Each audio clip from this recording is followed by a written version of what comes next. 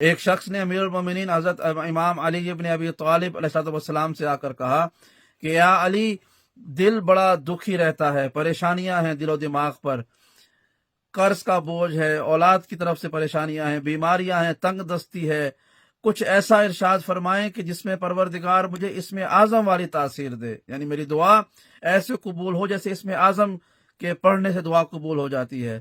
تو امام نے فرمایا تم قرآن پڑھتے ہو؟ کہا ہاں۔ کہا نماز کی باقاعدگی ہے؟ کہا ہاں یا علی، باقاعدگی سے نماز بھی ہے اور قرآن بھی ہے۔ پھر فرمایا تو تم نے قرآن میں پروردگار کا اسم اعظم نہیں تلاش کیا؟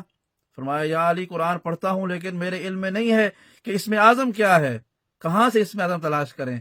تو آپ نے وہ فرمایا وہ راز جو آج آپ کو بتانے لگا ہوں۔ امام نے فرمایا کہ تم حروف مقطعات کے بارے میں کیا جانتے ہو؟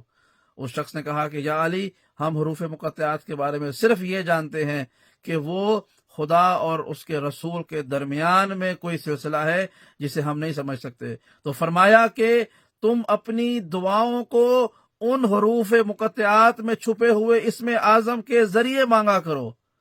وہ شخص حیران ہوا کہ یا علی، حروف مقطعات؟ تو آپ نے فرمایا عجب نہ ہو کہ حروف مقطعات میں ہی کہیں اللہ کا اسم اعظم چھپا ہوا ہو، سب سے بڑا نام چھپا ہوا ہو۔ تو کہا یا علی، میں کیسے دعا مانگوں؟ تو فرمایا کہ تم جس طرح سے بھی، جو بھی تمہاری حاجت ہے، جو بھی تم دعا مانگنا چاہتے ہو، کیا کہا کرو؟ فرمایا اس طرح سے کہا کرو یا کا ہا یا عین صاد بحق کا ہا یا عین صاد، پھر اس کو اپنی دعا مانگا کرو۔ ہم یہاں پر وہ دعائیں لکھی ہیں علماء نے اس کے بعد جو لوگوں کو اس واقعے کے بعد مانگتے ہوئے سنا گیا۔ کیا کہا؟ کچھ لوگ دعا کر رہے تھے یا کا ہا یا عین صاد بحق کا ہا یا عین صاد اغفر لی۔